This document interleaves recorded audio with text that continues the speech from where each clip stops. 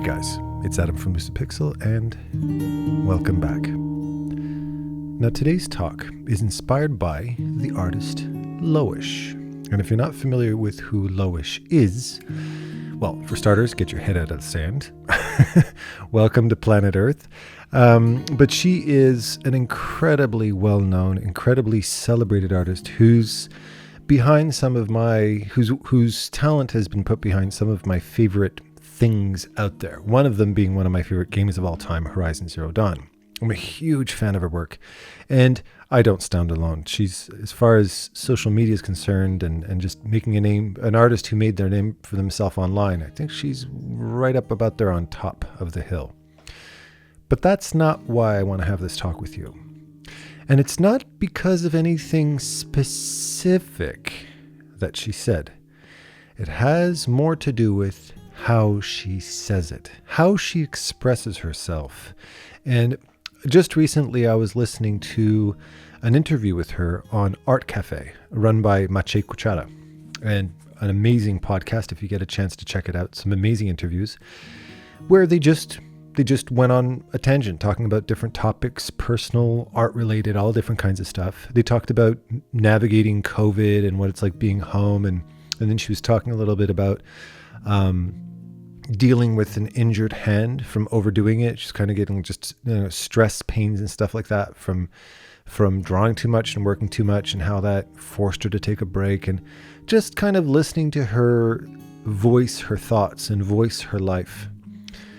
And the thing that I love about listening to her, which is very similar to some of the things I loved listening to Darkin, who I've mentioned many times in the past. Darkin, just his form of speech, how he communicates. Anthony Jones, another really good example. When we did a podcast together,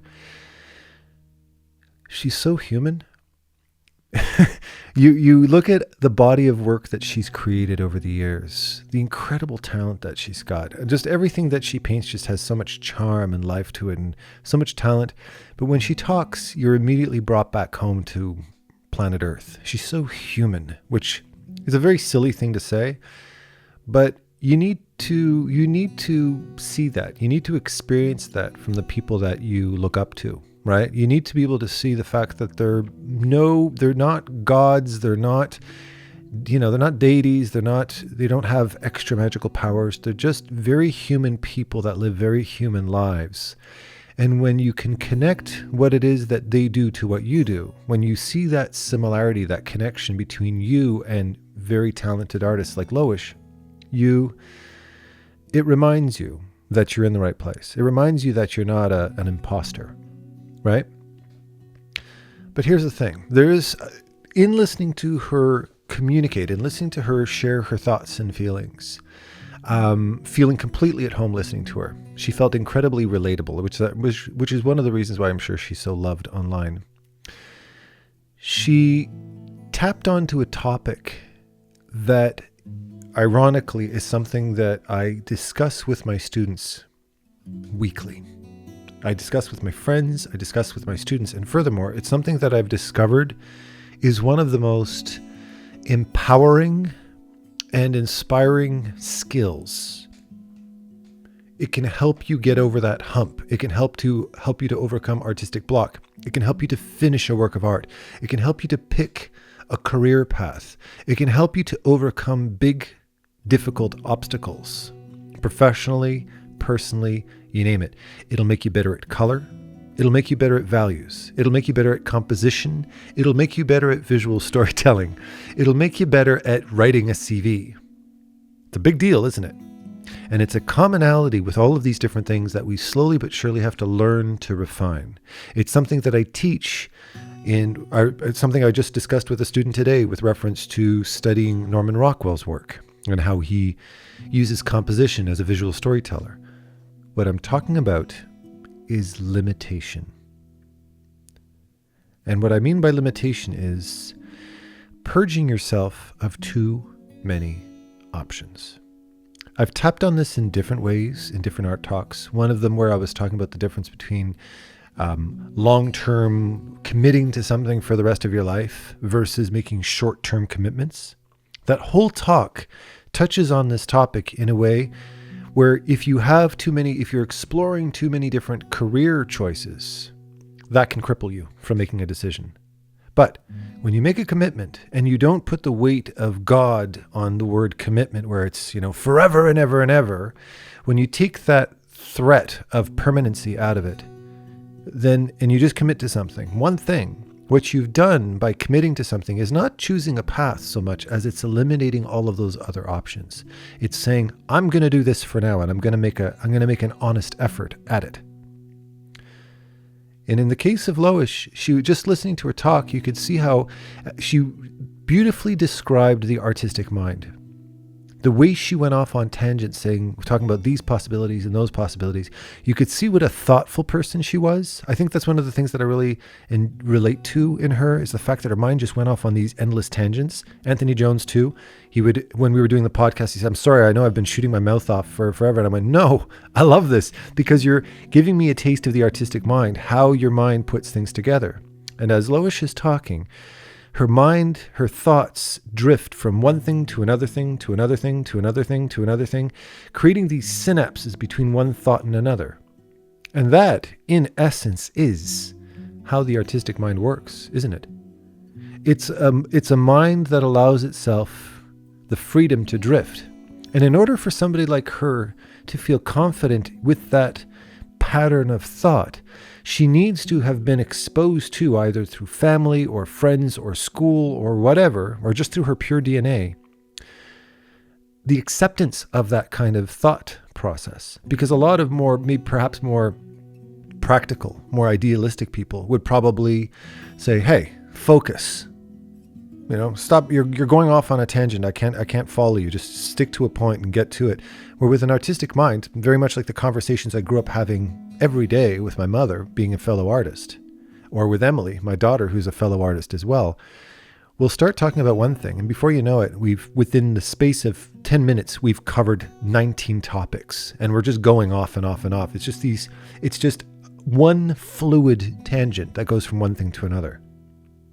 And that's exactly how Lois expressed herself in the videos.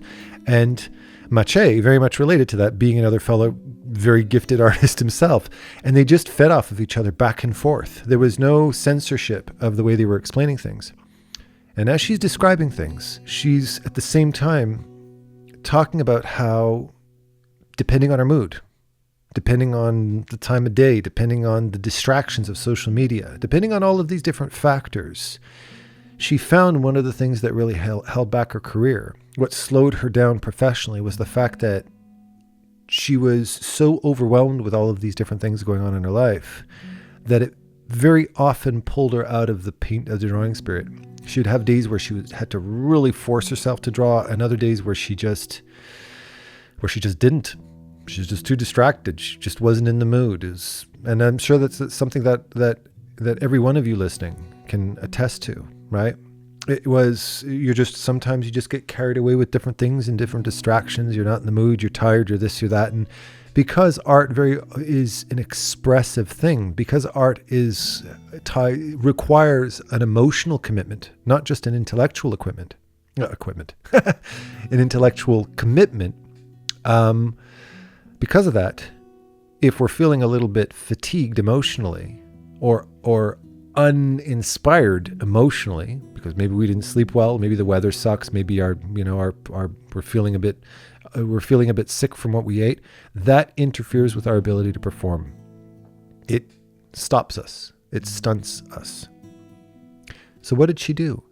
Well, if you listen to the way she describes, which I'll link below, if you listen to the Art Cafe episode, as I think I mentioned before, episode 117, she talked about how being forced into certain positions where she wasn't allowed to, when she hurt her hand, for instance, or focusing on committing herself to a very specific task every day, kind of writing it down and saying, this is what I'm doing at that time, by purging the potential of distractions and limiting her options and saying, this is all I can do right now, that helped her to be productive. It helped to filter out the thousands of different distractions that were pulling her away from being productive. And I'm completely not. I love listening to her say it because I think to myself, shit, if somebody like her, who's with a body of work like she's got, fights this tendency, then I'm not a complete loser. And I like knowing that I'm not entirely a loser. It's reassuring, right? So it makes me feel like my imperfection has company and that it's common, and it makes me feel better. So I need to hear people like her say stuff like that. It reassures me. Now let's take what she said. Let's take that lesson, that how she gets herself into a daily productive mood, and bring this into all different facets of artistic creation and of professional development. Think about color, for instance. Now, of course, this video would be 7 hours long if I gave you a color lesson or a color harmony lesson.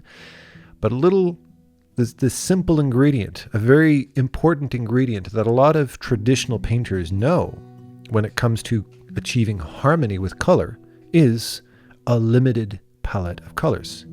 One of the biggest, I would say, crutches, one of the biggest distractions that digital painters have with regards to color is the fact that you're given a color wheel. That color wheel, that Photoshop color wheel or that Clip Studio Paint color wheel that you're using, gives you access to tens of millions of colors.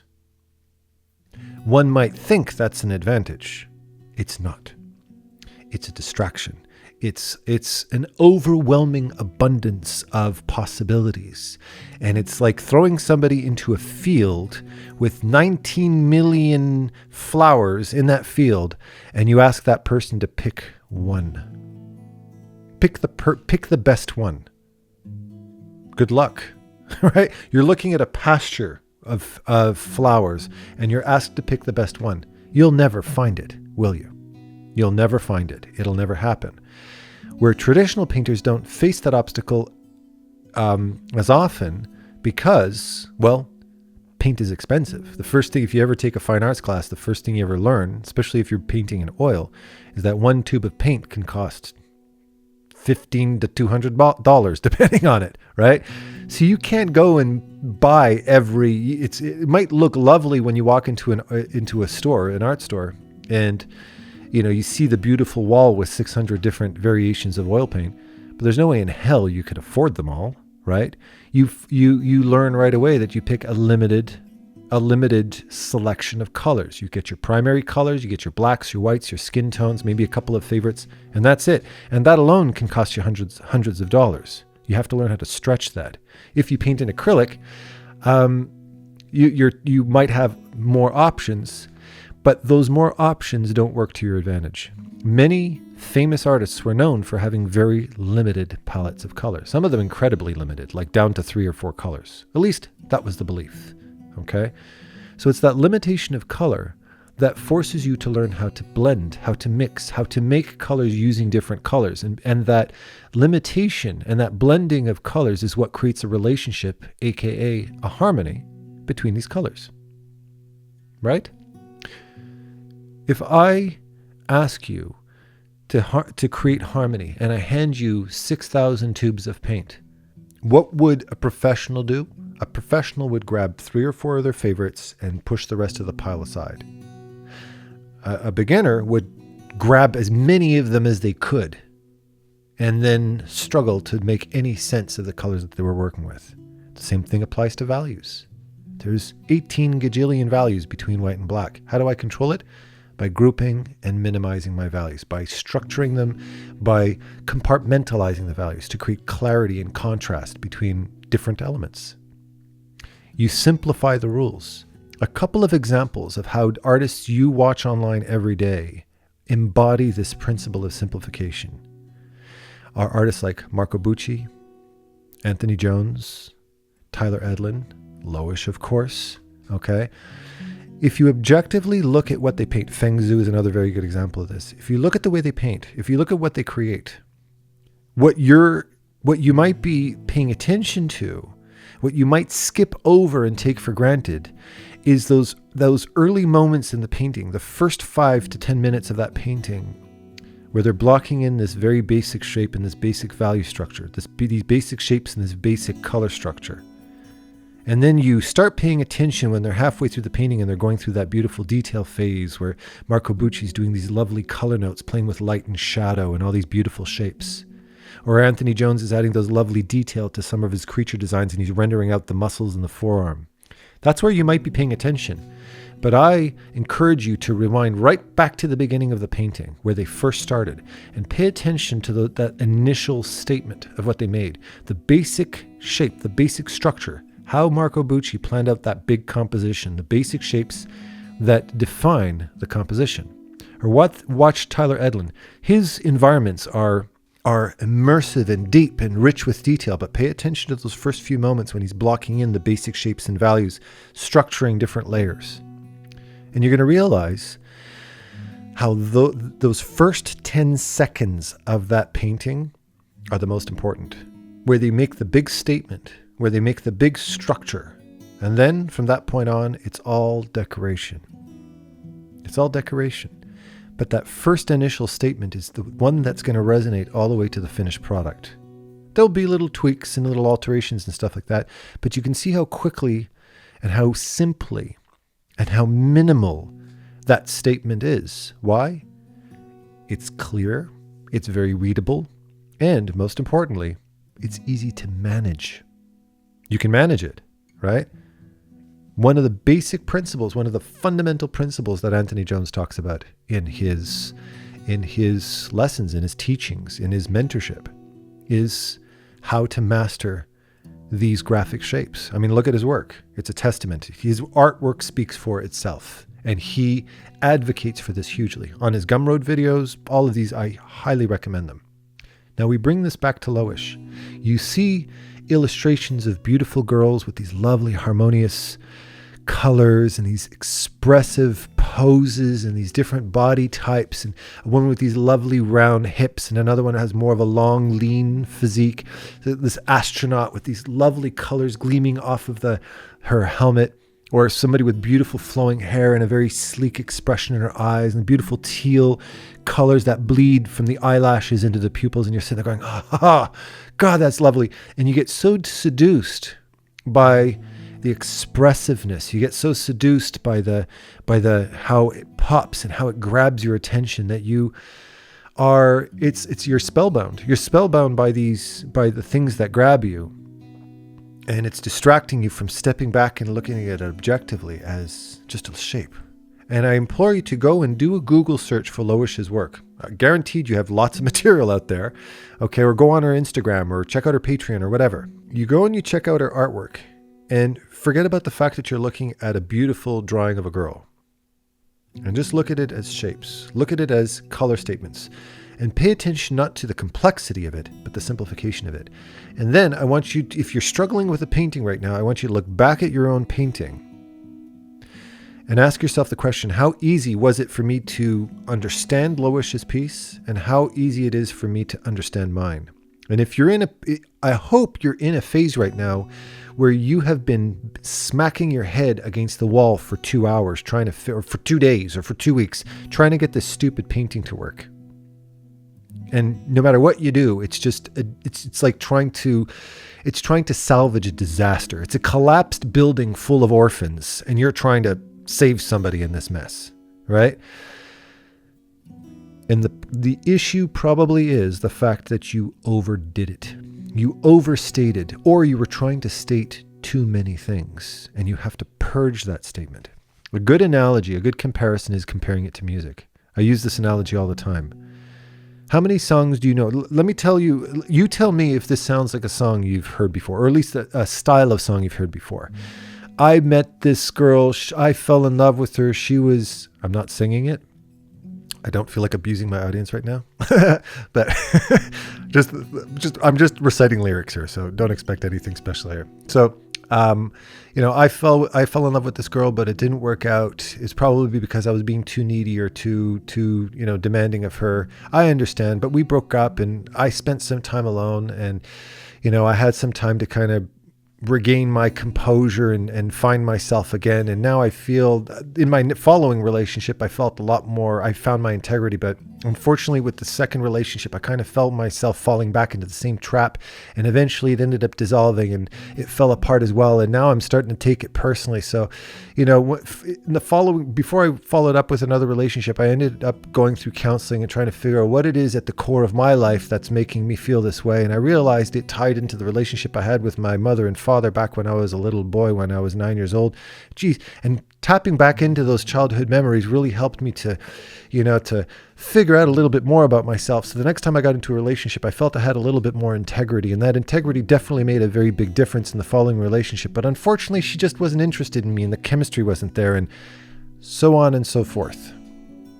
Does that sound like any song you've ever heard? Hopefully not. No successful songs, right? Because songs aren't about 6,000 things. Songs are tied into a simple theme. Even if the lyrics might seem complex, they always come around back to a simple theme, don't they? A perfect example is a song that I remember my mother used to listen to as growing up, is the song I Started a Joke. It's a song I think it was written back in the 1970s or something like that. And the theme of the thong, there's a Freudian slip for you. The theme of the song, say that 3 times fast. The theme of the song is opposites. I started a joke, which started the whole world crying. Or I started to cry, which started the whole world laughing. Or I started to die, which started the whole world living, etc., etc. And the whole song is about, everybody's always the opposite of me. I always feel like the black sheep. I always feel like the outcast, so to speak. Everybody feels that way, but lonely me. Even though there are so many different lyrics and there's so many different things said, it all ties into a single theme, opposites. Or if you're thinking about love songs, think of the millions of different love songs you've heard over the years. It always ties into a single facet of that relationship, either wanting somebody or finding somebody or being with somebody, or that relationship is starting to fall apart, or we just broke up, or I just broke up and I'm out partying with my girlfriends, or I'm not going to relive the same relationship I had. It's every phase in a relationship captured in a separate song. It's every moment, so that whenever you're going through a certain moment in your life with relation to the relationship situation, you have a song you can relate to. There's always something that ties into whatever state you're in. Okay? But it's always one. It's not going through cycles of different types of relationships with different types of people like I was describing before. No, because if you wrote a song like that, nobody could follow it. Take that and bring it back into the context of your painting. And more often than not, I start a class with a student and I say, how'd your week go? Composition week, and they go, oh, and I go, oh, that good, huh? I've spoken about I can always tell when a student's having a hard week. Oh, crap. And I go, oh, good. You're suffering. I like suffering. And whenever I went and they tell me, it's been a mess and I redrew it 3 times. I'm not even going to show you 6 of the paintings I've done because it was just such a stressful week and I just couldn't get my idea and blah, blah, blah, blah. And I say, okay, let's have a look at it. And we look at the painting and I say, okay, so tell me what's going on in the painting. Oh, well, you see, this guy, his wife and his children are inside the house and the house is burning down and he's kind of in this panic state, but there's this monster that's trying to chase after him. So he's trying to escape the monster, but at the same time, he's trying to save his family. And then he starts describing things that aren't even in the painting, and he comes from this culture of people where saving lives is a bit of a blasphemy, right? So he's kind of torn between these 2 worlds. And I've tried to symbolize that in the moon and the stars, like, the moon and the sun, kind of the duality of his life. And I'm sitting there going, Jesus, Murphy, how the hell? Wow, that's quite the story. And I look at the person and I smirk and I say, well, that's the problem. You're trying to tell 10 stories in a single image. Just tell one of them. You can't tell 15. It's not a comic book. It's not a storyboard. You can't describe to me a sequence of events. You've only got one image and you're trying to nail it in one image. You can't nail 10 things with a single image. Okay? You can probably see how much, if you are somebody who's in a position right now, if you're struggling with a painting or if you have struggled with a painting or anything, you're probably hugely agreeing with what I'm saying right now, right? You probably very much relate to what I'm saying. I know, because I walk the walk too. I've been through this a million times myself. I still go through it. Every now and then I find myself overwhelmed with a painting I'm working on. And 9 times out of 10, it's because I bit off more than I could chew. And tie this into your personal life. Tie this into the struggles that you deal with in life. When are we our most stressed? We're our most stressed when we're overwhelmed with too many things to do, too many responsibilities, too many negative things happening in our life. Like, I got to do my taxes are late, and I got into a fight with my girlfriend, and my kids are. I'm stressed out about the fact that they're not getting out and doing enough things, and you're already in this stressed, overwhelmed state, and then one of the legs on your chair breaks. And the leg on your chair breaks, and you lose your shit, right? You just completely lose your shit over the fact that the chair broke. You didn't lose your shit over the fact that the chair leg broke. You lost your shit over those 1,000 things, and that was the straw that broke the camel's back.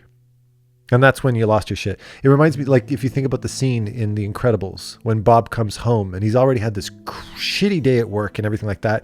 And after all of that and the traffic and everything, he grabs his car and it dents his car door, and then he tries to close the door and the door won't close. And he's like, fuck, you're good. And he goes and he grabs a car and he lifts it over his head like he's gonna frisbee it across the street. And then the little kid looks at him like, what are you doing? And he gently puts his car down. It was an accumulation of too many things that overwhelmed him. And when it comes to, burning out, and when it comes to being overwhelmed, and when it comes to being just at your wit's end with everything that's going on in life, in work, and whatever, stop. Take a breath, just take a deep breath, find yourself, feel your feet on the ground, feel where your hands are, listen to your environment, listen to the silence for just a moment. Eliminate all of it for 1 second, just one. And then say, okay, name one thing that's bugging you. My back hurts. Okay, well, you realize that you've been leaning on one side for the last 20 minutes. That's why your back hurts. Okay. So I readjust my seat. I sit up straight. Okay. That feels better. Cool. Now you only have 97 things to worry about. It was 98 before. Now it's 9. What's the next thing that's bothering you? My face is itchy. I'm trying to grow in my beard, and I feel like I want to tear my face out. Okay. Well, don't scratch your face. It's going to make it worse. Anything else? Nope. Okay. And we're slowly eliminating things. I guarantee you that by the time you get to 93, you're going to realize that the other 90 things, or the other 92 that were on your list, they're not important. You can pretty much abandon them. It was those last six that were tipping you over the scale. It was pushing you over the edge. But the other 90, they were just marbles floating around in your brain. It was just extra noise. But once you start to purge your things, you start to make space, and your mind starts to breathe again. It's like letting the gas out of a Coke can, like that. And it lets the pressure off. And then you realize all those other little things, not a big deal. So when it comes to your productivity, if you're overwhelmed, if there's too many things going on, it's because you're focusing on too many things. Just focus on one task. That's it. And if there's things that are pulling your attention away, put your drawing pen down and actively put your pen down and look at the thing that's distracting you and address it. Don't allow it to pull you. Look at it. Face off to that distraction. Maybe it's Instagram, and look at Instagram and say, Instagram is pulling me away from my work. Why? Well, because I'm looking at Loish's work, and her work is gorgeous, and it's pulling me away from her stuff. Okay. Then my advice to you is, as much as you love Loish, close Instagram. Okay? You're going to slam the door in Loish's face, subjectively speaking. Don't ever do that to her in real life. She's awesome. Mentally slam the door on her artwork because it's seductive. It's pulling you away from your work. Don't do it. Okay? Let it go. And then come back. And then something pulls you away again. Just go, oh, well, my PlayStation's sitting there, and I'm just about to, go up against Gale. And I've been playing the game for 6 months trying to get to him. And okay, put your pen down. Look at the PlayStation. Say, what time am I allowed to play my PlayStation? Okay. Well, right now it's 2 o'clock in the afternoon. I'm allowed to play at 6 o'clock p.m. Okay, so then I've eliminated the PlayStation. What's next? And you keep doing that until there's nothing distracting you. You're just down to you and your artwork. And I like to do things to pull me into my art. So I'll listen to Vadi video. I'll listen to, things I've spoken about in other art talks. Something that pushes the distractions away and pulls me into my creative mind. And I work. And I do my work. And I only focus on that one thing. And when I'm working on my work, I focus on executing a very simple, minimalistic concept. And when I'm thinking about my values and my colors, I think about a limited palette of values and colors. And I think of a limited message. I'm constantly teaching my brain to limit my distractions, limit my options. And that allows me to slowly funnel myself through a very small hole into the thing I'm trying to execute. That's how I pull myself through the chaos called life. All right. So once again, a huge thank you to Loish and to Mache for their very inspiring podcast. I know it's nothing new. It was years old, but thank you nonetheless for this. I dedicate it to you guys. And of course, I love you all with all my heart, and happy painting. Take care.